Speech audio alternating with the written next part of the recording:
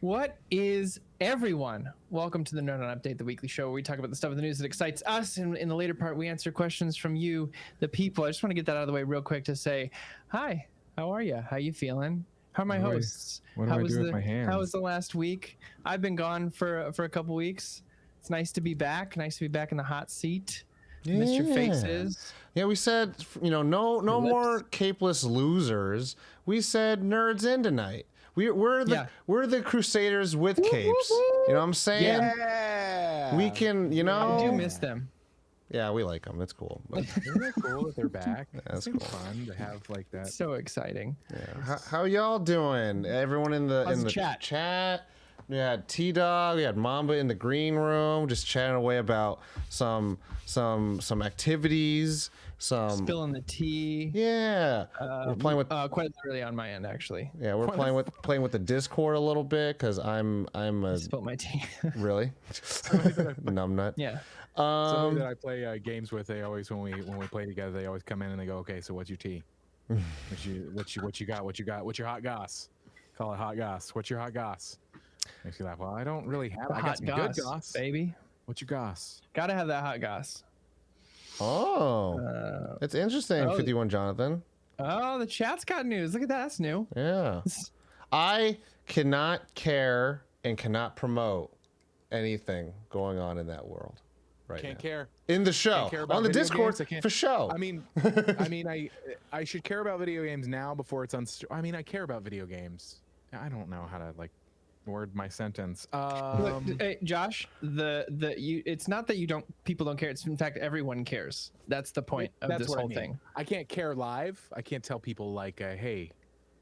You could tell like this people you game. care. You just can't say an opinion about it. You know what I'm saying? No opinion at all. To have any type of organic and partnered promotion. So we all care about movies, TV, film, and video games, which is why absolutely. I'm so glad they're on strike. I'm so glad. Well, yeah. My future is being fought for. Mm-hmm. I'm excited. Mm-hmm. I'm excited. I'm just hoping maybe less shows and less movies, maybe more quality things that last longer. You know what I mean? That'd be nice. Like a show that's like, we're more than 3 seasons because we can afford to pay everybody because we don't have to keep changing the name. That's why shout out to A24. You know what I'm saying? And AMC. Anyway, yeah. So here we are. Yeah. We're here. I want to feel how Josh, how was your last week? How are you doing? Good? How's the weekend? Yeah. Talk to us a little bit. How was the freaking weekend? Talk to us a little bit. I'm in a place right now, so it's like I've been thinking about that question, when somebody's like, hey, how you doing? I'm like, I want to say I'm okay. I'm okay. You can say okay. I'm you okay. don't always have to be good. I'm not woohoo. But you're not like, I'm okay. But yeah, and I'm not totally like a game I'm in comes out tomorrow, so that's really cool. Yep. And I can't talk about it yet. I can't even talk about it on release date until I get a 100%. Yes, you can talk about it. Those NDAs, baby. NDA. Otherwise, I don't mean to be a Debbie Downer, but I'm kind of like. As Mila Jovovich said, that's showbiz, baby. That's showbiz, baby. People hate every movie I'm in. Yeah, I'm okay. I'm grateful to be here. So thank you. To be here. Yeah, hey, thank you. What about you guys? Tom, how was your week? How was your weekend? You had a packed weekend, my man. Yeah. I'm not gonna lie. I got home early from work and I just went to bed. I went to sleep. I was like, bro. You guys. All right, let me tell you about my weekend. Yeah, go ahead. My weekend sucked. No, I'm just kidding. I'm my sorry. Weekend was all right. No. You got to be truthful. You got to speak your truth. I've been raiding a lot over the past week. I did do that. I raided a lot with my clan. A new raid came out, so we were like, "I'll raid." Oh, in Destiny. Warcraft? Destiny. No, Destiny. There it is. I got my ice cream back, bought Destiny, and that. Hey man, no judgment here. No. No judgment here. What else? I worked. I'm working on a feature film and the CW, and it's the first time I had to hire somebody to help. That's cool. That's a good like, feeling. You know what? I should. You know what?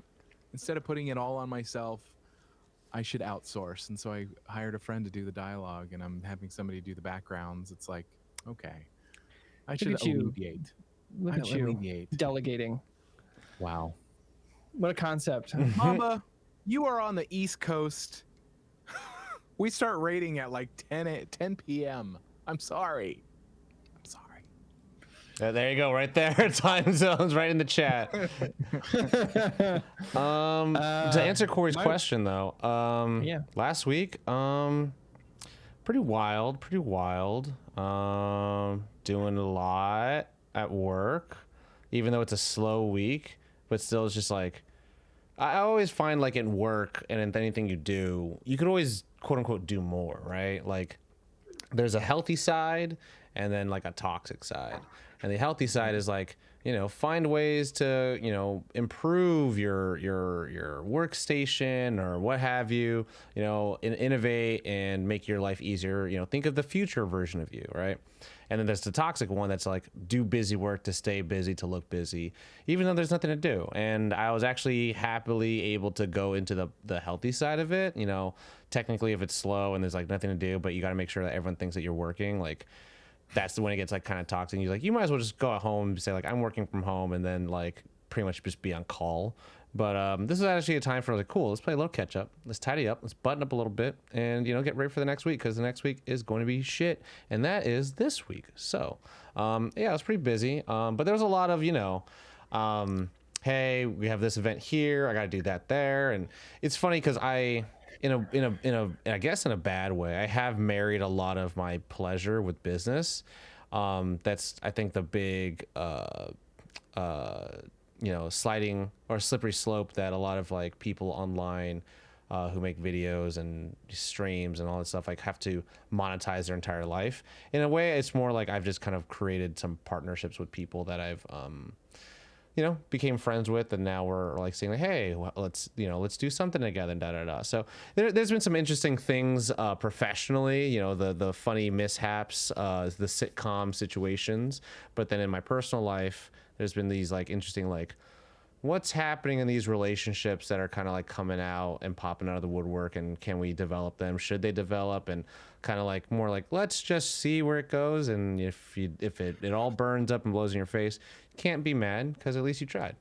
And the weekend was definitely capped with hey, you have to wake up at this time to do this thing, and then go to get that thing done, and then get a haircut, and then potentially go help out on this shoot, and then go to this you know, party thing, and then have this meeting. Yeah, so you know, that's just time. yeah, that's just my life, you know. Just I feel like a smacked ham a little bit, you know. And but you know, we're here, we're one foot in front of the other, trying to be better. Tony McGuire, shout out, you know what I'm saying? Trying to be better. And yeah, so we out here, baby. Corey, tell me some things you did This week or this weekend? It was my wife's birthday this past week, so we were doing that. This weekend, I mean, I did a lot of house stuff, which was really nice. Got to spend some time with the babe. But on a personal level, been playing some Starfield and actually depowering most of my EDH decks. Like, that's just where I'm at right now. Like, it was fun. Like, I liked having strong dive. I still have one or two that are still. You gotta like, have it. I can hang. Yeah. You need to be less good. But like, well, I just want slower is the like answer I'm really looking for. Like, I'm getting bored with like the staples that you have to have in every deck. You know what I mean? Like, oh, you have to have Soul Ring, you have to have blah blah blah. Like, it's a list of like 20 cards and 100 cards, and then every deck feels the same. Exactly. So I'm taking a lot of my decks apart and changing them. Like, I had this, one of my first EDH decks was a Kalia deck. It was red, white, black. It was Angels, Demons, Dragons. And it was either very, very, very, very strong right out the gates. Turn 4, I'd swing out and put like an indestructible 8/8 Angels tapped and attacking that it made my other permanents indestructible, or it wouldn't do anything. And so I was just like, you know, I'm bored with this. I took it apart and I turned it into a demon deck and an angel deck that are both low to the ground, like just above precon level. but I started taking out all the like normal stuff I would pack it with and started putting. I was like, well, I love this 9 mana costing angel. I'm fucking playing this. I don't care. Wow. I want to play this angel. It's really cool. Or there's this demon that costs like 8 mana. Where I'll put in a dark ritual, which is a card I've always loved, but I never had a place for it because it wasn't one of the when you get to a certain level, it's not one of the ones you play.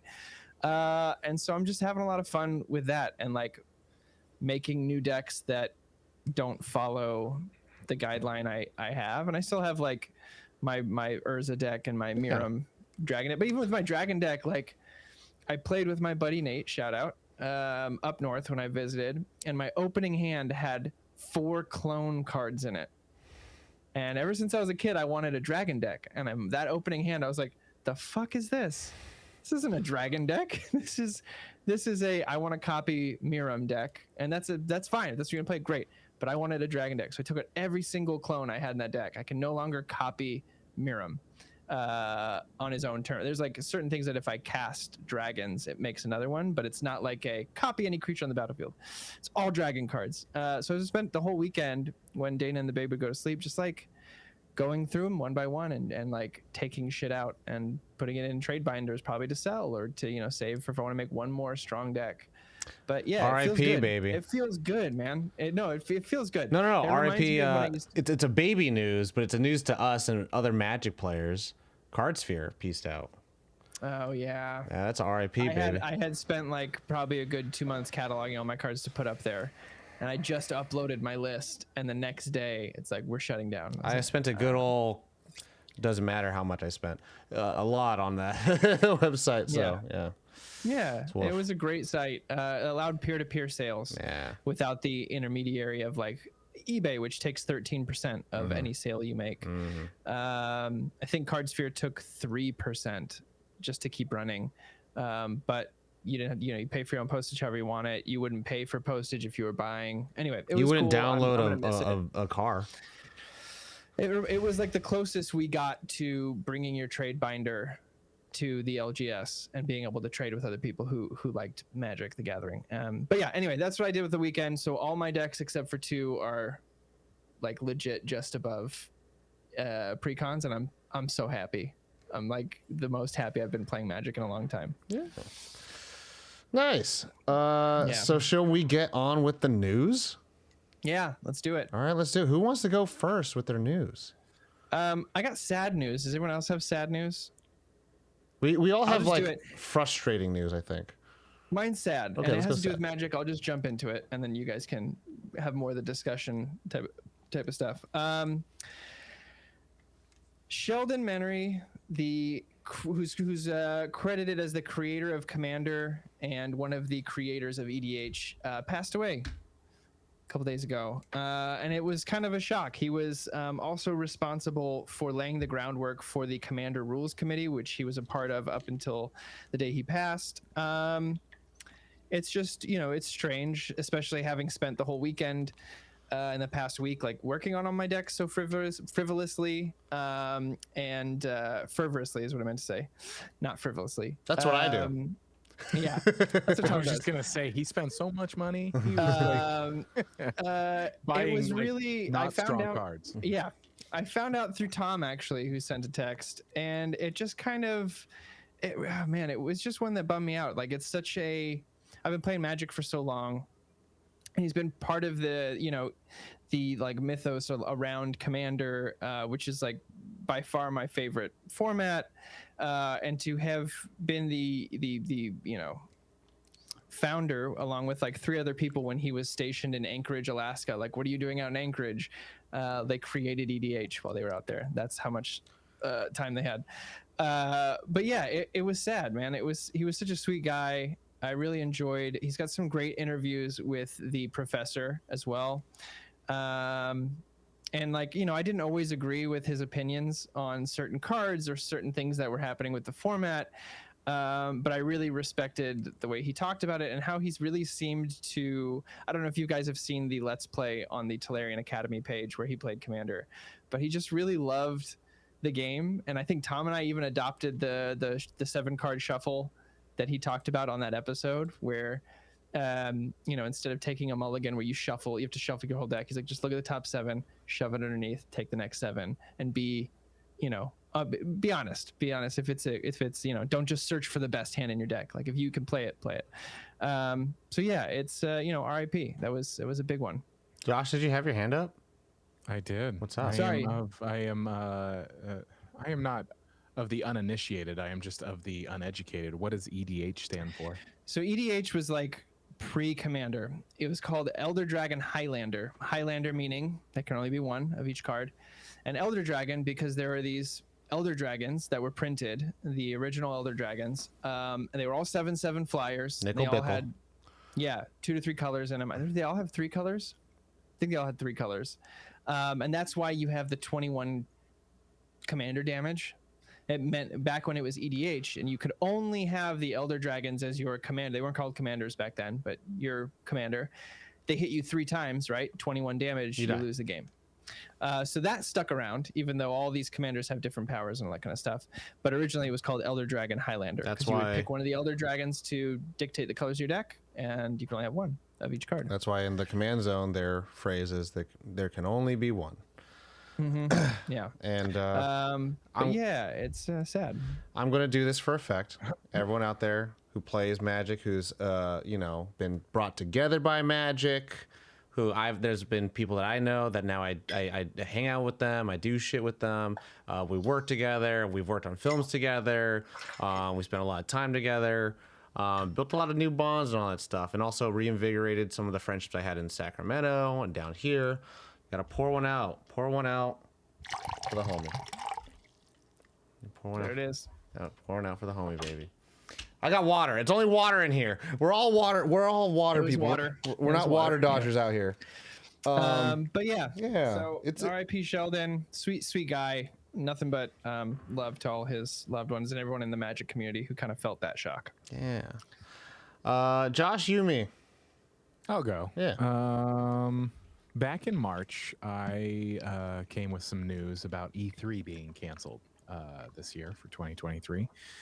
And then, was it today? I think it was today. A couple days ago. Reed Pop, who is a pretty major organizing company. They do PAX, they do Star Wars Celebration, a lot of the major conventions and events across the world they do. They are the planners. They announced that they will no longer be partnered with E3. And they just started working together 14 months ago, I'm reading, and I don't know, with the cancellation of E3 this year, I'm kind of like, I'm not surprised. I'm not surprised at all. I'm surprised it didn't happen earlier. There's a part of me that thinks that the E3 that we all knew is no more. The big convention, because it's not even going to be held at the LA Convention Center. The 2024 one, if it takes place, is not going. They haven't announced the venue, but it won't be there. So yeah, it's just it's interesting in terms of like that kind of event. As somebody, for me, E3 holds a special place in my heart because of us. For sure. Yeah. It's like the going there at too early in the morning to stand at lines and to see some cool shit before other people see stuff, or even just the camaraderie that I think we built in those kinds of events. It holds a special place. And as a gamer, like I feel like gaming is probably movies then games, like that are my nerdy things. So it's always just, E3 is so interesting, but it is one of those things that I just think is probably a thing of the past. I mean, in some ways, it's like I think it kind of it's like it's the longest flash in the pan. I feel like where movies is like the older brother of video games, where video games have taken a lot from movies as well as music and comics, and video games became like this like ultimate amalgamation of like all these things. But like, and also like reached like way higher heights than movies and all the other connected in a very short like bursts.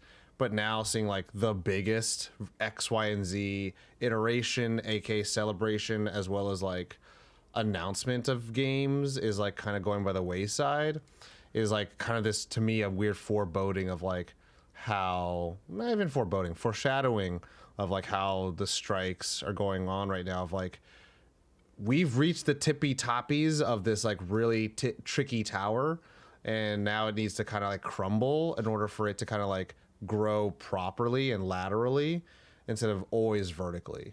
And it's like, how big can you get? And interestingly enough, I was reading upon some weird, it was a weird rabbit hole in anime, and it was about how like Naruto the show had their sequel show called Naruto Shippuden, and then had the sequel show after that called Boruto, which is about the main character's kid. And they're like, we got to the point where it was giant monsters fighting each other and the entire world would be at stake. And so how do we do a follow-up series and not have to do that all the time? And it's like, well, then you have to make, you know, the stakes as big, but the fights smaller.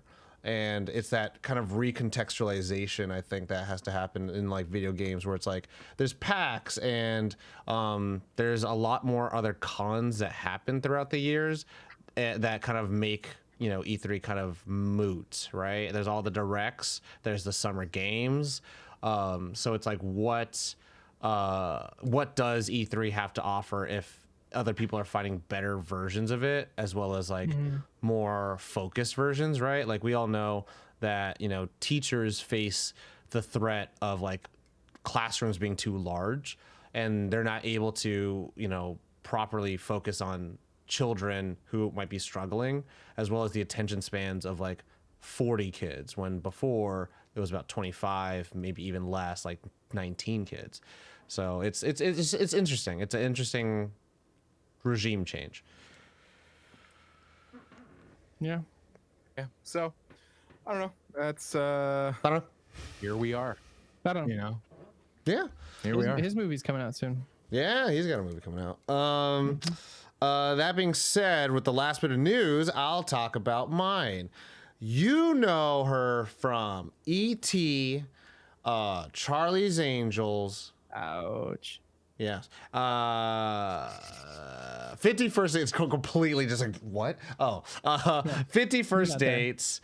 It's Drew Barrymore. We're talking about the Drew Barrymore show. And if you haven't heard already, again, the entertainment journalists are thirsty. They're dry. They have nothing to talk about right now. No shows are being made. Like, they're just like, what are we going to do? What are we going to talk about now? But today is kind of a big deal because everyone, Hollywood Reporter, Variety, all them, all took to the streets, their front pages, to talk about how the Drew Barrymore show, the daytime show for CBS, is going to resume shooting, and I think it will Without writers. resume airing September 18th. So it's shooting today now, and we'll continue shooting, and then we'll be ready by next week. Without its writers, and that's a big deal. So there's 3 union writers that came out to kind of give their voice about it, because in the light of all this, obviously there have been strikes. If you aren't familiar, if you go to WGAcontract2023.org, it's where you can see all the special pickets as well as the schedules. Right now, during a lot of the heat waves, it's 9 till noon at every studio. WGA East has it and WGA West has it. So if you can go to CBS Radford, you can go to Paramount, you can go to Sony, you can go to all the boys, all the Netflix, all the Disney, the Warner Brothers, the Paramount. You can go to them.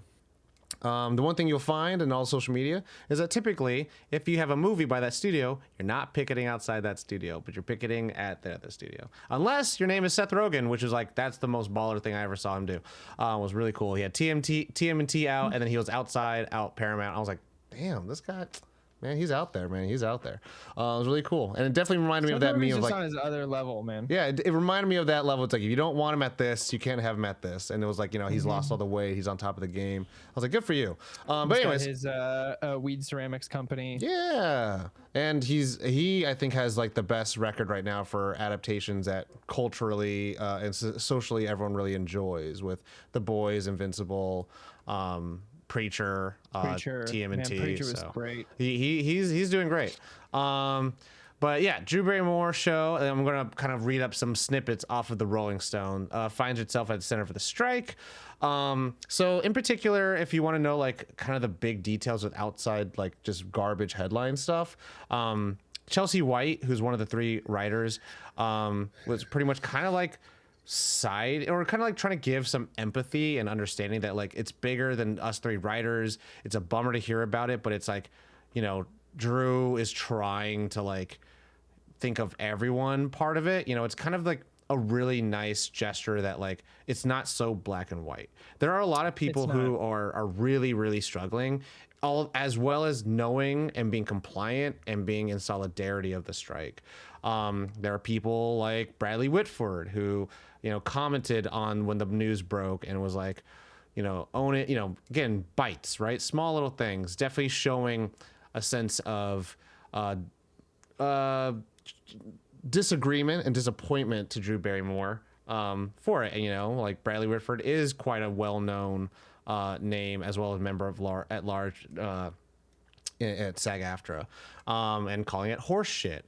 And then there are people who are fans who were at the live taping who were wearing pins, and they were asked to leave the taping today at the time of this recording. And, you know, they said, well, if they think we're part of the strike, we might as well join it. Now, there's always that sense, could this be a bad faith actor? Maybe. This will be a developing story. So, you know, not to give everyone a sense of like, hey, this is going to be like a this versus that or us versus them. But this is just something that's happening. It's factual things, much like how we can't, you know, actively, organically talk about movies that we're excited about.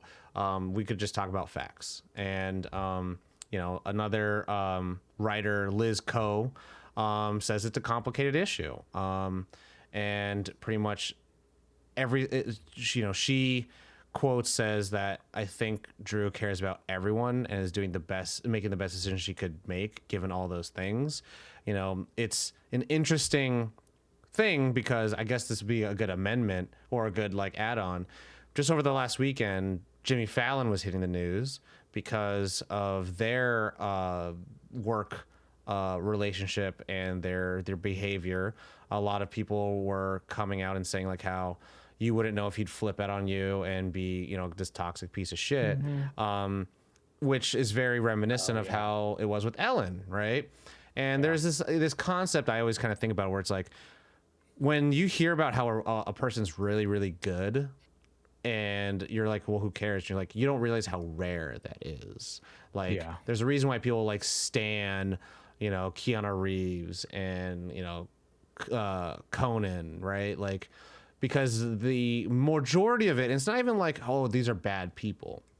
It's more like under the circumstances and pressure of being a personality and a brand, more than likely most people just kind of end up going sour or getting more sour amongst people that they work with.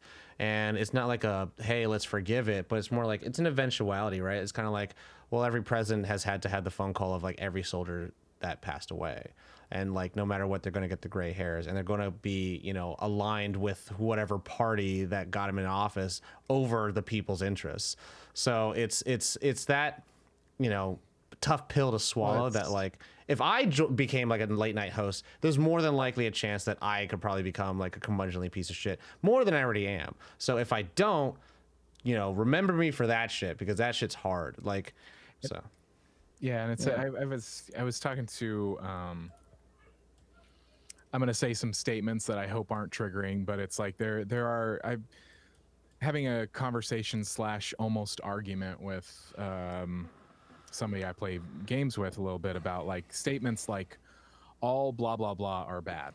Like all police are bad. All people that have money are bad. And it's like, well, no, you only see the headlines of the bad ones, like the Fallons or whatever, not bad ones, but just like, you know, I don't want to even say crazy, but the ones that are just a little wild, they got a side to them.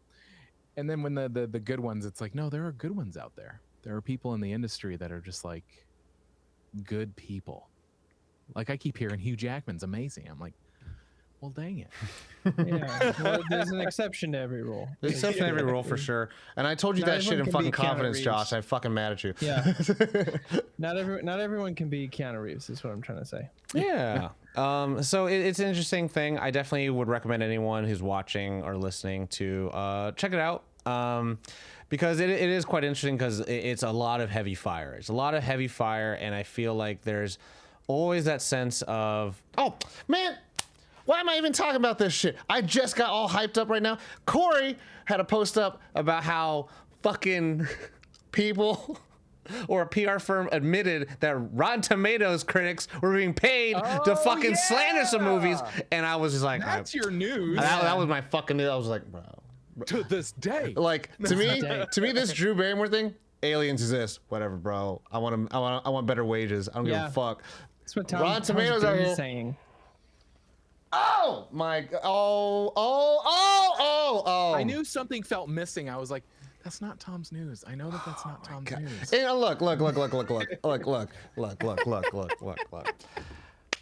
don't care that it happened. But motherfuckers, all y'all motherfuckers can't pretend that it ain't happening. I'm a black player, all right? I know the world fucking sucks. Y'all just keep pretending it doesn't. Y'all keep, no, critics are like people, and we should blah. Shut the fuck up. Shut the fuck up. They're failed filmmakers. I'll never say half that. of them are fucking piece of shit comedians that couldn't get a fucking job at Clickhole or BuzzFeed, and they just made a website, and they're like, I get a free DVD, and I could be a piece of shit critic, and da. And I'm like, all right. But that being said, there are some of them that really do care about filmmaking and the craft and shit. Some. But a lot of these motherfuckers just like, I don't give a fuck. I ain't gonna watch this shit. I can't wait to talk shit about this movie and get paid for it. It's like, man, go fucking... I don't know. Get bonked in the head and get kicked in the groin. That's all I gotta say. That's it. Rotten Tomatoes, man, y'all guys, man.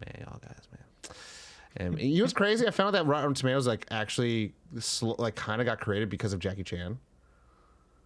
The original creator of Rotten Tomatoes was cataloging all the Jackie Chan films you should watch and rating them before Rush Hour. Because that was like his big Western come out, and so they kind of created a meter of which are the Jackie Chan movies you should watch, and then that's great. It became a thing, and I was like, God damn it! But it anyways, started off so well. That's wild. Anyway, so bringing it back. Hey, everyone, just do your own. That's one of those reasons that you just go. I mean, when I saw that news, I was like, I'm with you, Tom. I'm like, yeah. It's another one of those. Yeah, makes sense. Been saying that.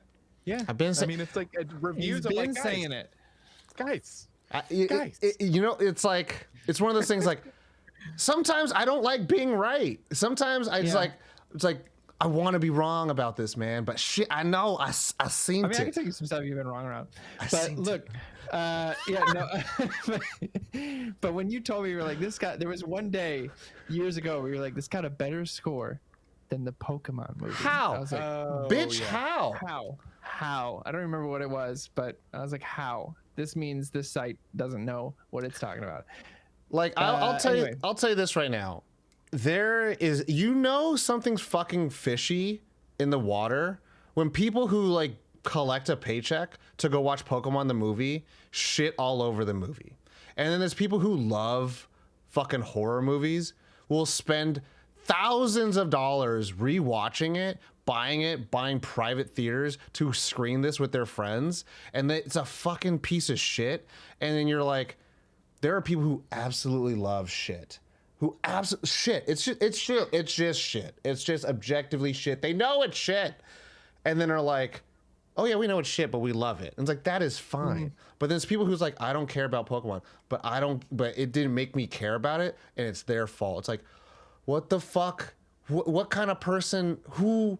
What? The auto hate. Money, please. I've been seeing a lot of auto hate, and I'm like, and it's like there's, I forget, I was having a conversation with somebody, and they're just like, they auto hated this one game, and it's like, and I was like, of course it comes up like, did you play it? No.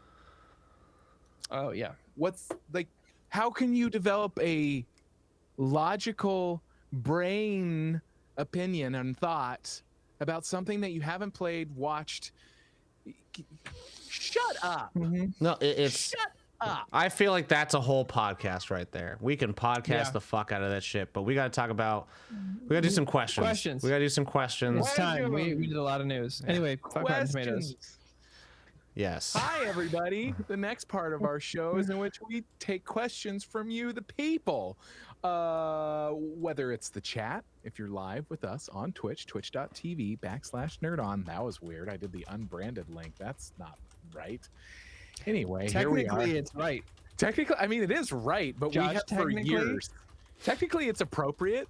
Yeah. Nerdon.tv/Twitch is the one that we always say. But anyway, Both 8 will p.m. get you Pacific there. Standard Time. Join us and be in the chat, or you can submit questions in the best way possible, which is to join the Discord. Nerdon.tv/Discord. There are channels within there that you can submit your questions, but the absolute best way, like the chef's kiss of ways, is to join the Nerd On Nation, powered by Patreon. Patreon. And you can get what we call the Nerd On Nudge and a lot of like other really cool things. But anyway, the Nerd On Nudge, and you can ask questions like, This is for y'all. This ain't for me. Okay.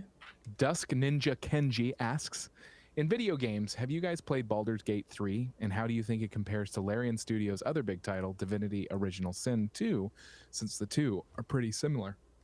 Did you play? Did anyone here play Original Sin 2? I didn't play Original Sin. played so seconds I of don't it. know. That game was fire. You played seconds of it? Oh, at E3. Well, no, we played a little bit of it, didn't we? Yeah, at E3. Well, okay. Well, then I that game played it. I have it. And I played it. That game was far. But it's just Far. it's better in every way. It's just Wiggle. it's better in every single way. Personally, I love it. I feel like it just improved upon the graphics, improved upon the system. The writing's still there. Like the writing has always been there. Divinity 1 and 2 I played. I've heard nothing but great things about them. So They're all great games. They're all really great games, and I would highly recommend playing especially 2 and Baldur's Gate 3. But 3 has been so much more immersive and so much. The battle system is so good. It's so good. you saw that it was turn-based, and you went, oh. Yeah, immediately. I got the early access. I've been playing it for 2.5 years already, guys. Like, that's what's up. I've been playing the early access for 2.5 years. This is not a new game for me, but I'm in the new area, which is very exciting. So, yeah, it's an incredible game. Josh? Like I said, I don't have reference point for Just talk about Baldur's Gate 3. or Original Sin 2, but Baldur's Gate 3, I saw somebody posted a question. I don't want to give it away. It's in Discord. They posted it today, but it was something about like, I don't want to. Anyway, Baldur's Gate 3 is very, very good in my opinion. Short King. Short King Summer. Mhm. I'm in 3 different campaigns, and all 3 of them are different. Very And different. I love that. I will tell you, what is the dark urge? The dark urge? Fuck that. Is it not good? Fuck that. I just started one. Oh my like a gosh, solo there were so playthrough. many situations there where you just like it happens and you're like, anyway, 3 different campaigns, totally different, and I love that about something. I love like about a video game that can have that kind of experience. That I'm like, wow, and I can just choose, and it's taught me a lot about D&D, which I love that about it. It's very D&D heavy and D&D light all at the same time. Yeah, I dig it. I dig it. I have Play something to add. You He should owns it, but play hasn't it, played it. because who is the boy with the pointy ear, red eyeballs, and the white hair? Astarion? Astarion. Shout out to the boy Justice Van Cho. He's an acquaintance I've made on a couple of sets and some things, and we chatted up. He's also like, Did he voice him? he cosplays as him, and he's always invited by Larian Studios to like go to events and like be like the Tight. guy, and like it's shocking how much he fucking looks like him. I was like, god damn, like it's It's a little unnerving. To me, it's a little unnerving when like cosplay people like look so much like a video game character that I'm just like, did they just start taking What's your his name? likeness? I'll follow him right now. Yeah, follow him. I'm a total Karlach simp. I'm just gonna say. I don't know what that means. All I know is this one guy I know Well. who cosplays them, and he's like, "You could always romance me." Then I was like, "Fuck yeah!" And he's all about like, free love. Love is love, and fuck all the bullshit. And he always posts like fucking booty pics of him being Nightwing. I'm like, good for you. We need more fucking dude thirst trap shit. I'm tired of this female supremacy thirst trap shit. You know what I'm saying? Yes. All right, that's all I want to add. Yeah. Next question. Next question. Next question. Next question comes from Spencer. What would be your Bachelor spinoff? We had this. Your Bachelor spinoff. We had this given to us a couple weeks back, and now we get to finally answer it on the show.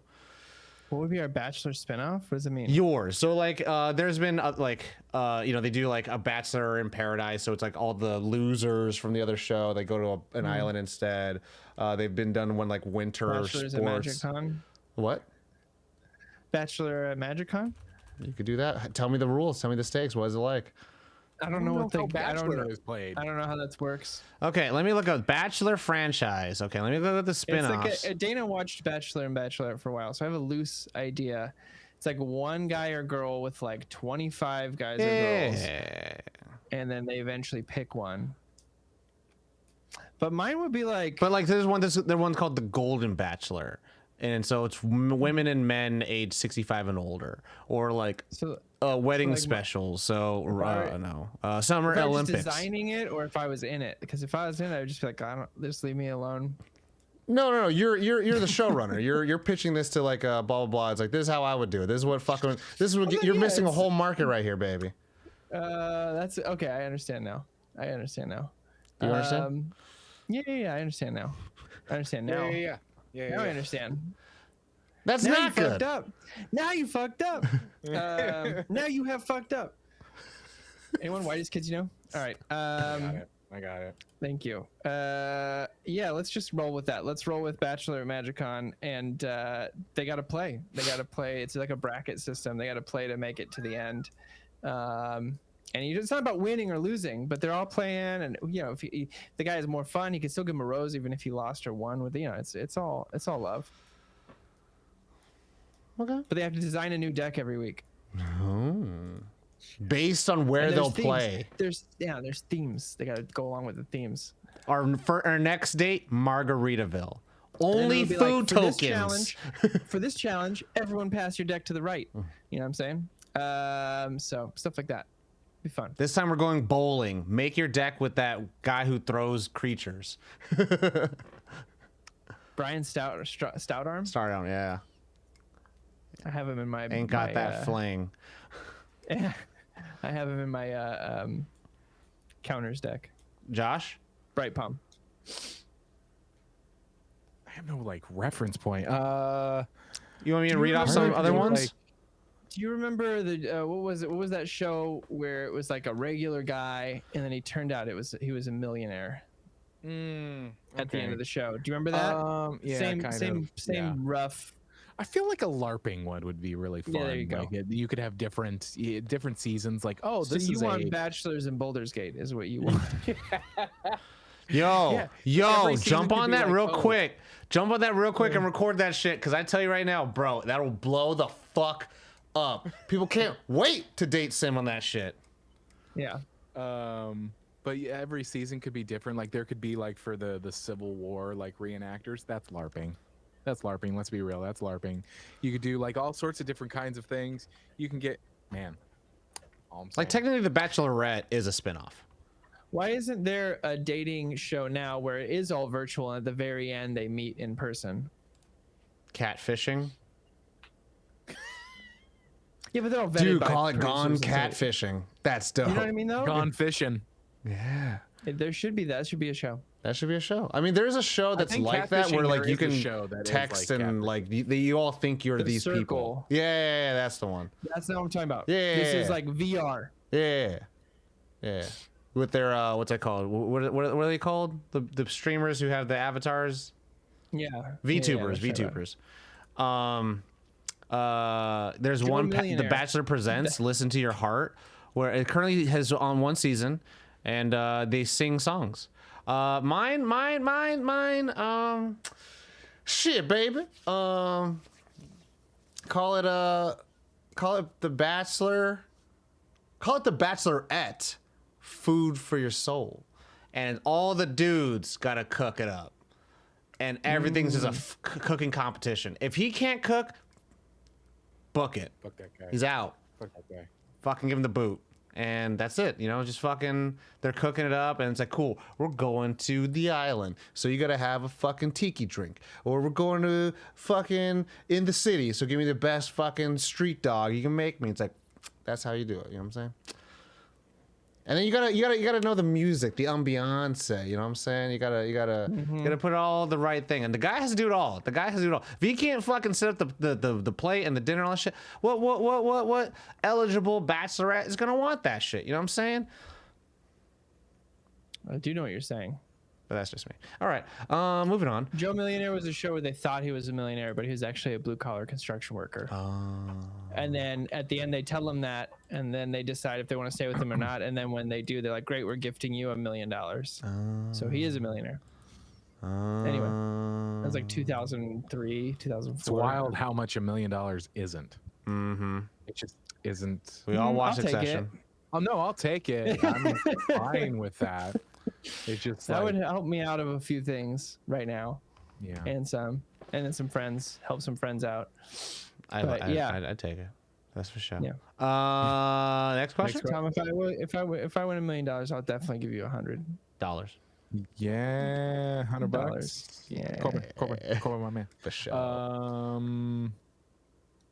51 Jonathan, aka Johnny Horror. You will always be Johnny Horror. I don't care. Always Johnny Horror. Choose a movie, but replace it with Looney Tunes and one human actor. What will it be? Looney Tunes. I know mine. A TV show?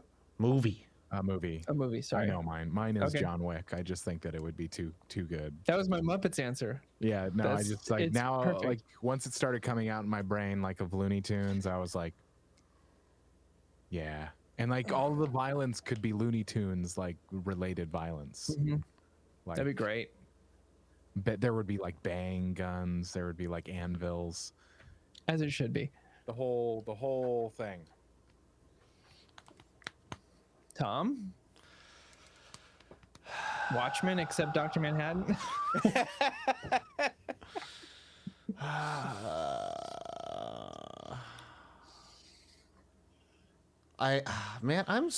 You ever be like, man, I'm so, you know, I think now people say like, I'm so neurodivergent. To me, I always say I'm so peripheral visionary.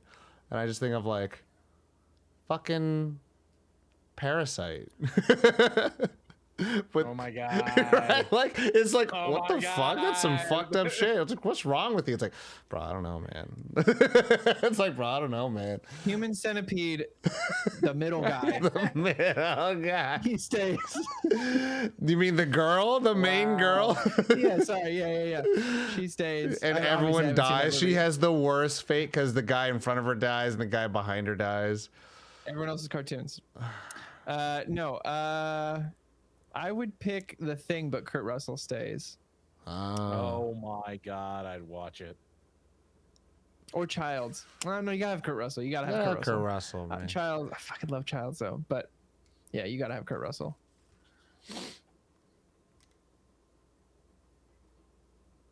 Are we still going? did we all Beautiful answer that, Mind?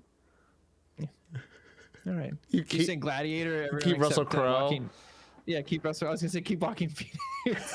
What Have else? Daffy Duck is Maximus.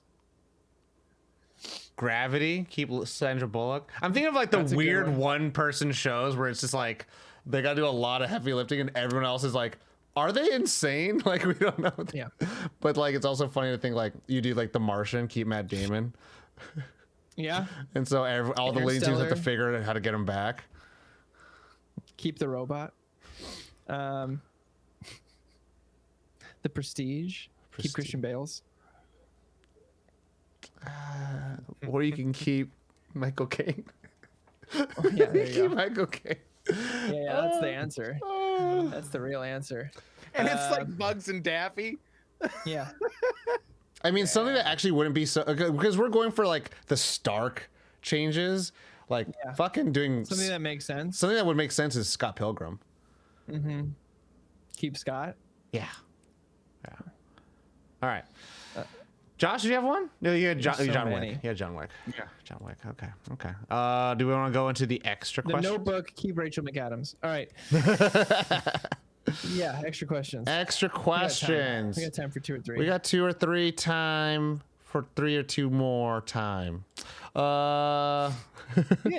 Something like that. So, let's go with That one. okay.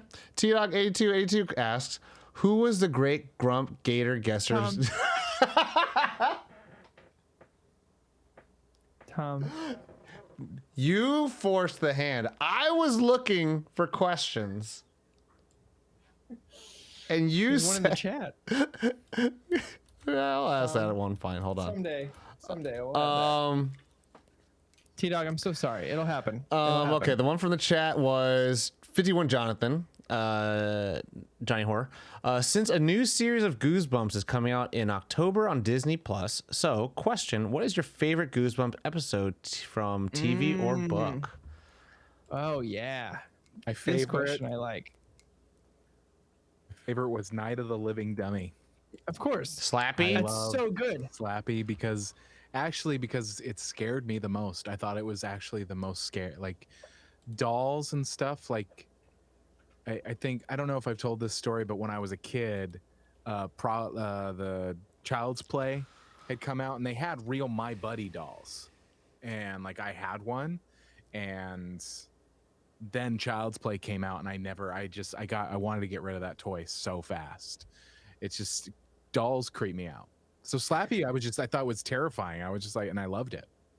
Yeah, that's a great one. Mine. I'm trying to remember the title of it. There it is. Tom will pull this up for you. It's called. This is kind of lame because it's a choose your own, but I read it so many times. It's called Escape from the Carnival of Horrors, and it was a choose your own adventure book. One of the Goosebumps choose your own adventure books, and it had like all the choose your own adventure books had the like the gold, like they were like hollow foil fronts, and I thought they were so cool. And I fucking loved it. I wish I still had that book somewhere because I loved that book. But the hollow foil book covers were so good. So there it is. Came from beneath the sink. Yeah, I'm gonna look up some more. But that was my number one for sure. Escape from the Carnival of Horrors. Welcome to Dead House. Mine is Haunted Mask. I like the Haunted Mask a lot. Yeah, that's a good one. Because I like the mask design. It's creepy and Looking up some cool. more real quick. It was green, so it looked like the mask from Jim Carrey, The Mask, but it was about some girl with the name Beth in her name, and yeah, it was, you know, it's kind of telegraphs a little bit of Spirited Away. You know, you lose yourself. You know, you really don't care about who you are. You want to lose yourself, and then you have to fight for who you truly are. And then they made it like a lore thing, and there's a lot of other haunted masks. And the sequel sucks balls because it's about a boy. It's about the brother who gets the old man mask, and that's dumb. Whereas the green mask is like, it brings out her aggression, and it was kind of cool. And then like the third one, I don't remember, but I remember like at the end of the first one, all the masks come out and it's like, ooh, and it's like, ooh, all of them. Pretty scary. Pretty scary. Camp Cold Lake. That one was creepy. Say Cheese and Die was another one. Oh. The skeletons at the lake. There it is. There's the mask one. Yeah, I remember that cover. That was a great book. There's like a few I just had, you know, like you remember the cover really well, and you're like, I definitely read that a bunch. Calling All Creeps was one I had in my collection. But yeah, man, I loved the choose your own adventure ones. I had the whole like set of those. I liked that the fronts were foil. That's such a Oh, ADHD thing yeah. to say. What was But the they were one all you picked? Night of the Living Dummy. Yep. Mm-hmm. Yep. That's like such a Creepy. classic, man. That's such a good answer. I love looking because that was my like you had the Scholastic book van. I don't know if you guys had that. We had a Scholastic book. It was like an RV that was like a library, and you like you'd save up your points, that you got like like whatever it was, their points thing, and then you would get. I always got Goosebumps. That was my. Of course. That's what I got. Oh, One that Day at or Legos. Horrorland. That was also a good one. Anyway. Oh, the Beast from the East. Me? Yes. Yes. Did you say me, Tom? Yes. Yeah, all right. You give me a nice compliment about my hair, all of a sudden I say some, low hanging fruit and it's funny, and you're like, all right. Yeah, all right. Anyway, next question. Next That's question. good. I like that. Okay, hold on. Let me turn off this website thing. Okay, cool.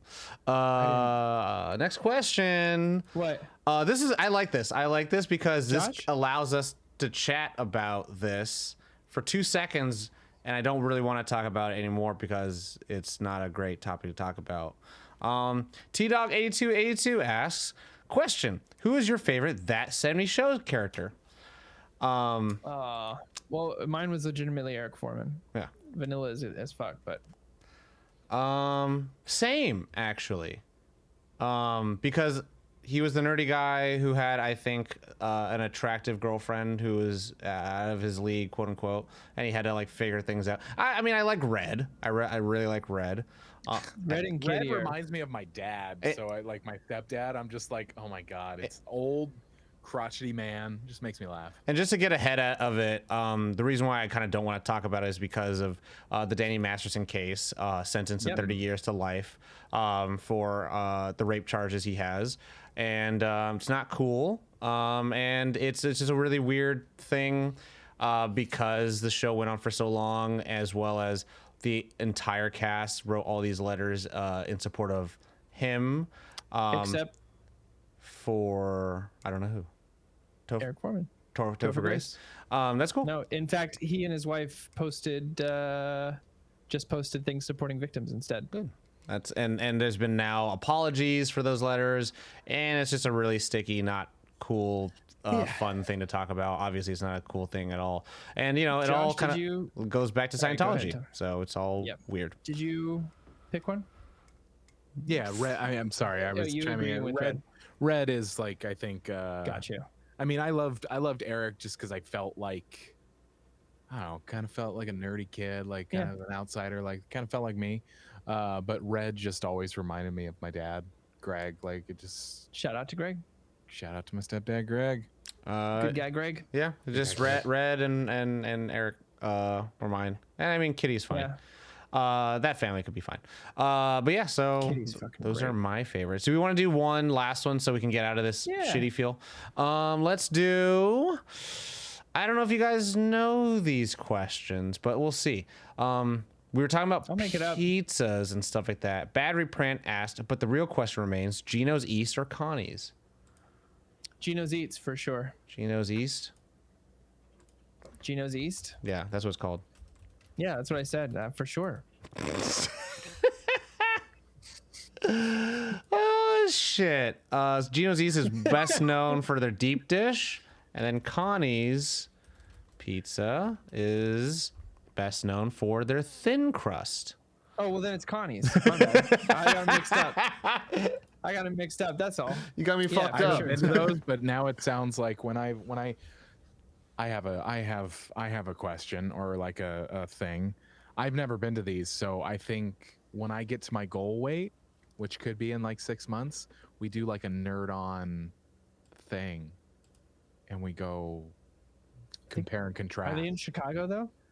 Well, there's a Gino's East in Sherman Oaks, Okay. or it's coming to Sherman Oaks. I'm gonna say something blasphemous. I don't like deep dish pizza. I probably just alienated our Midwest Okay, audience. I But will eat my deep dish like it's a regular pizza. where it's with my hand. I don't hate it. I like it. The thing is, Tom, I don't like the lot of bread. crust. I don't like the crust. I'll tell you right now, I don't like a doughy piece of shit pizza. I realize that. I used to think I only liked thin crust, but I realized I just don't like shitty crust. And some people do make a good crust that's not doughy garbage. And deep dish sometimes can be great, and thin crust can be great, and regular crust can be great. So I'm I've grown to ambivalent. really like thin crust, just with like dietary decisions. Like sometimes there are some places that just have really good thin crust that isn't like, it's not like a gelatinous goopy mess. Piece of It's shit. just like it's actually like it's still like a cracker, like it's almost a cracker, but not yet. Like that's So Corey doesn't like a deep dish. But it's not that I don't. I just don't. I don't enjoy it. It's not that it tastes bad. I'll eat it if it's in front of me. But it's like, it's too much crust, and then not enough crust at the same time. So it's one of those like. It's the type of crust. I think it's like a corn crust or something. It's anyway. like the worst. It's technically the worst of one of your favorite foods, which is still better than a lot of foods you don't like. Yeah. It's kind of like the worst. Yeah, it's like the here it worst is. Nolan movie. It's a high fat to flour ratio, which comes with the inclusion of corn oil. It ain't my jam. Okay, so you don't. So you don't like it. It's okay. It's not your cup of tea. It's fine. I like to eat the middle, and then I leave the crust, which then I don't feel like I got pizza. I feel like I got a great Italian dish of cheese and sauce. Yeah, I